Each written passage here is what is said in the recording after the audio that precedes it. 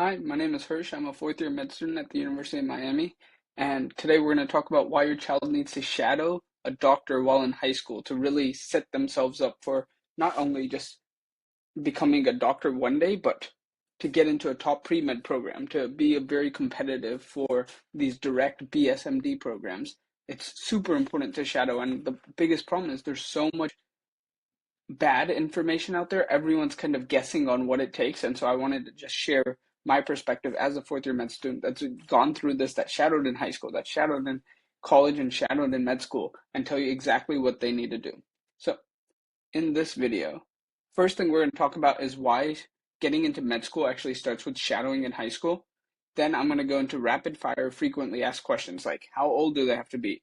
Or what are the different types of shadowing? Are there particular types of shadowing, like shadowing a neurosurgeon? Is that better than shadowing a family doctor? And then additionally, whenever it comes to actually getting into shadowing, why does cold email and cold calling not work anymore? And then I'll end with actually step-by-step instructions on how your child can get shadowing. And so we'll go through all of this. Just for background, I know I said that I'm a fourth year med student. I've been fairly successful in med school. I actually started a nonprofit, which actually got a $500,000 grant from the Centers for Medicare and Medicaid Services. Because of this work, I actually was given the opportunity to even meet the Surgeon General whenever he was visiting our university. And so I don't say this to brag. I purely just say it to show that I've been in I've been through all of the steps that you hope your child goes through, and I want to just really provide some valuable information out there. And a lot of our work is actually centered around research, but I think shadowing is a very important activity for high schoolers to also do. So, first misconception: shadowing in high school has nothing to do with understanding medicine better. There is no chance that a high school student will be able to truly understand what it takes to what a doctor is thinking, all these factors that are going on whenever they're interacting. Honestly, oftentimes first year medical students can't even fully comprehend it. But it's all about actually seeing what the day to day of a doctor looks like. Just it's very easy to be like, oh, doctors save lives, they help patients, they help them get better. But what does it actually look like? What kinds of conversations are they having? What kinds of diagnoses are they playing with? How do they figure out the treatment plan? And how do they make that balance what the patient can do and what they can't do? All of these are very important. On top of that, there's the team dynamic. How do they interact with nurses and other care providers? So I think it's really important that at a young age, you have a very good understanding of what it actually looks like on the ground to be a doctor rather than what we have these preconceived notions of. Additionally, it also saves a lot of time when you get to college. There are probably over 50% of people that go into college thinking they're going to be pre-med end up dropping it. And that's because it's a really hard path. And so the earlier you shadow and the earlier you realize this is something I absolutely want to do or something that I don't want to do can actually save you years in the future. Additionally, it builds a lot of connections within medicine. If you know people within medicine, that's fantastic, but you don't want your child to only rely on your connections or loose connections that they've had with doctors that they've talked to a couple times. You want them in high school to start developing their own relationships with these doctors, because then they will be able to lean on these relationships in the future when it comes to letters of recommendation, when it comes to mentoring, advice, best ways to get into med school, all of this. It's really important to start building these connections early. Connections are becoming more and more important in medicine. And then this one is so important. So should be two, honestly. So using it for essays is one, right? So shadowing is this beautiful experience. It's an experience not every high schooler gets, where you get to join a doctor and get to see exactly how they're viewing a condition or how they're viewing a patient interaction.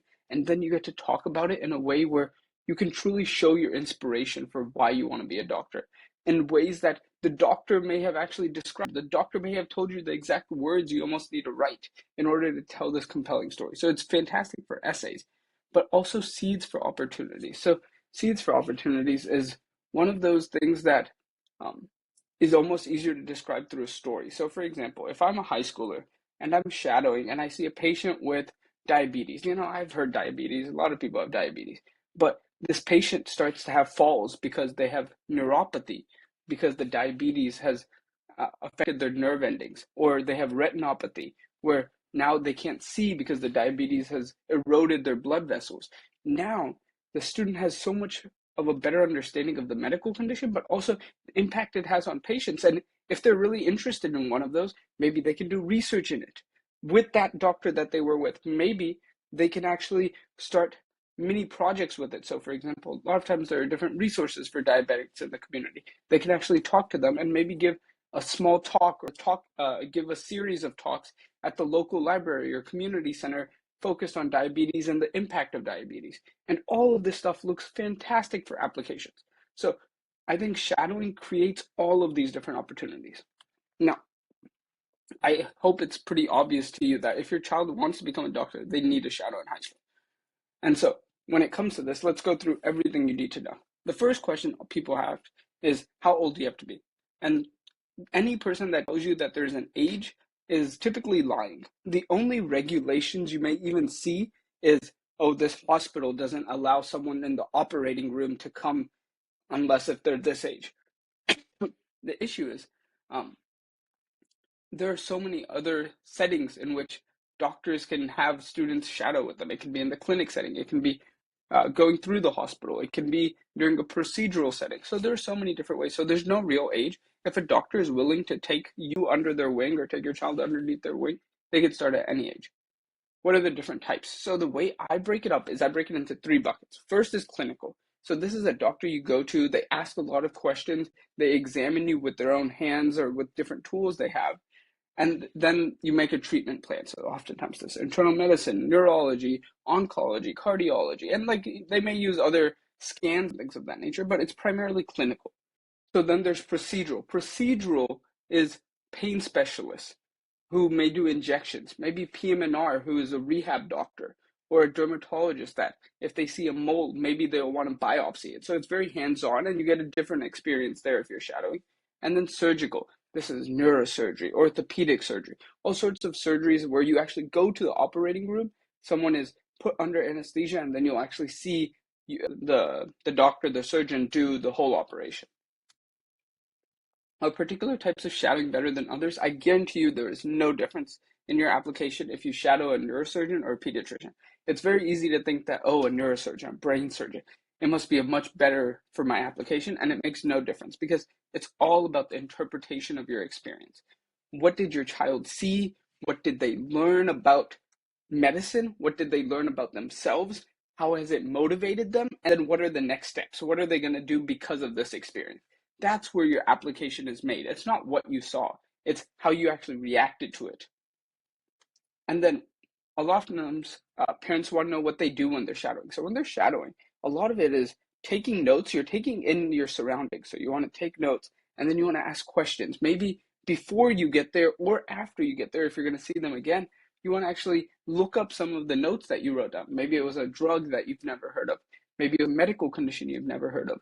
And then you can ask these to the doctor next time. And it shows how engaged you are, how proactive you are. And so it's very important to be very engaged. Other thing is sometimes you can help the doctor if they need an extra hand. Sometimes if they're doing a small procedure, maybe they'll have you retract something, have something basically pull it open. And so this is really special. But I think the most important part is you just want to observe the relationship between the doctor and the patient, because I think that is one of the most sacred things.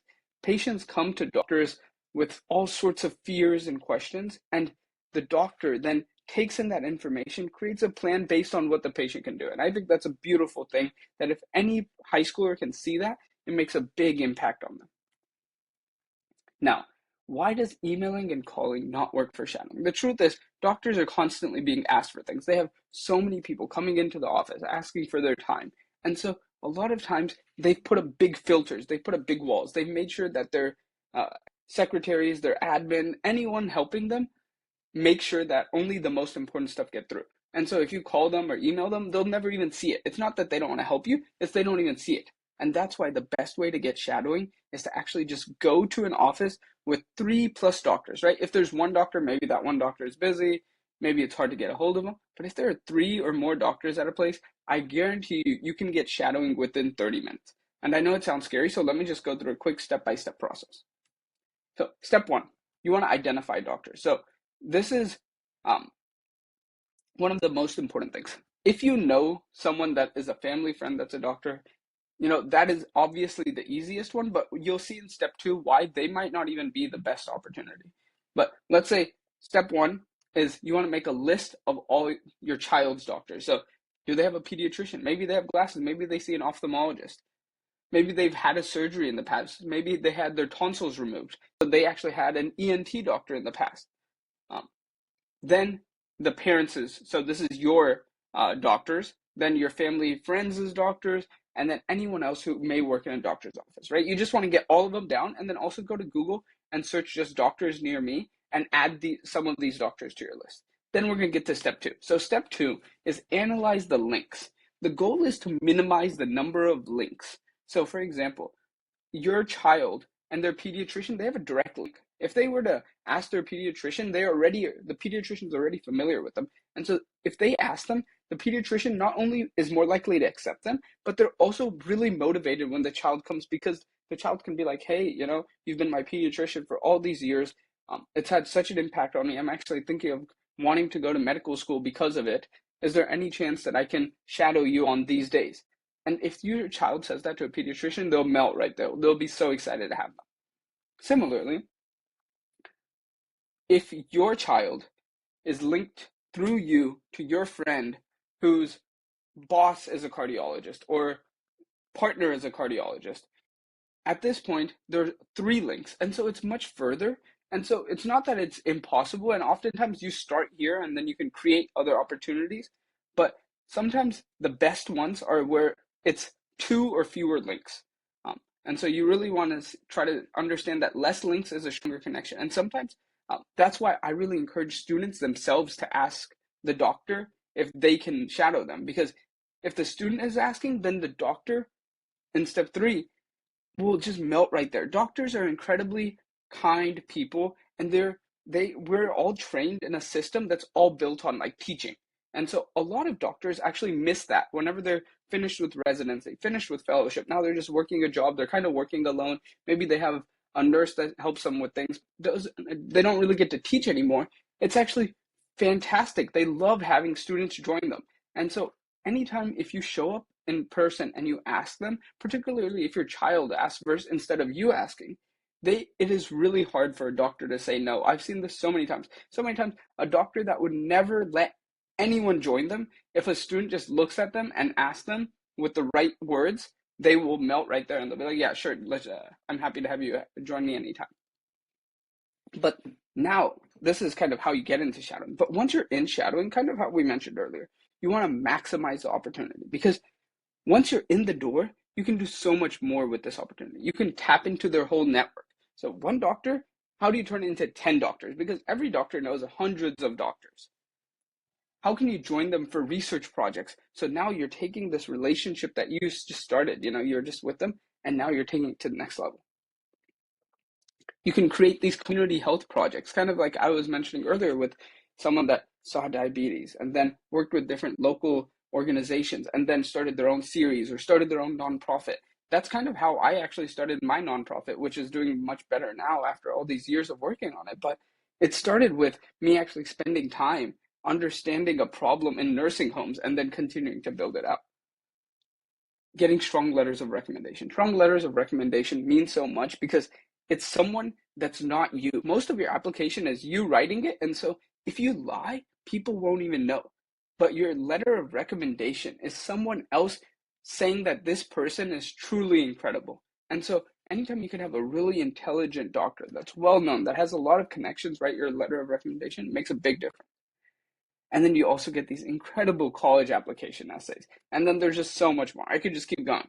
But I actually wanted to share something because we, our organization focuses on research projects. And so most of our research projects um, are really fascinating for students, but a lot of them are also worried about shadowing and things of that nature. And so I've actually spent a lot of time teaching people the exact script that they should have when they're shadowing, what they should wear to leave a strong impression, what kinds of questions they should ask to the doctor for the doctor to like them more.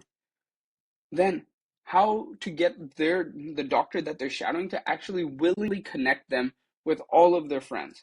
And then how to actually brainstorm different community health projects. Then, once you have all this, you write your college essays and about your shadowing experience. Then you can connect your shadowing experience to research projects.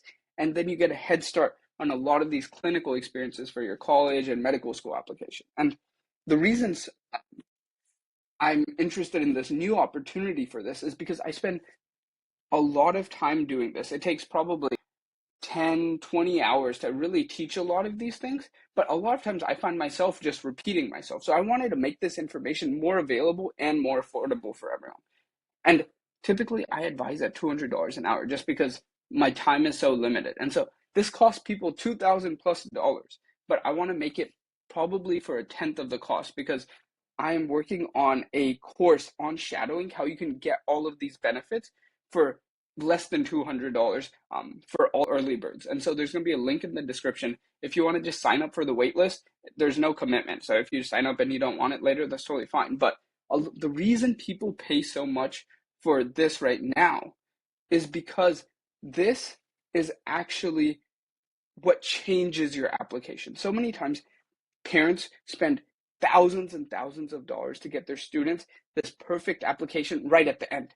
So they're about to submit and now they're like, oh, maybe we can pay this advisor to make the application better. But the truth is, what actually improves applications is the things you put in your application. So if you can talk about shadowing and then how that motivated you to start a nonprofit, and then all of the work you've done with your nonprofit, that's way more powerful. And so the reason it's so valuable to learn all of this so early is because your application becomes so good that people can't ignore you. And so that's the reason that I'm creating this. If you want to sign up for the wait list, sign up below in the link. I'm so excited to work with so many more students. It's been really hard just because of my time. I can't help that many students, but I'm hoping that through this course, there will be way more students that can benefit from it.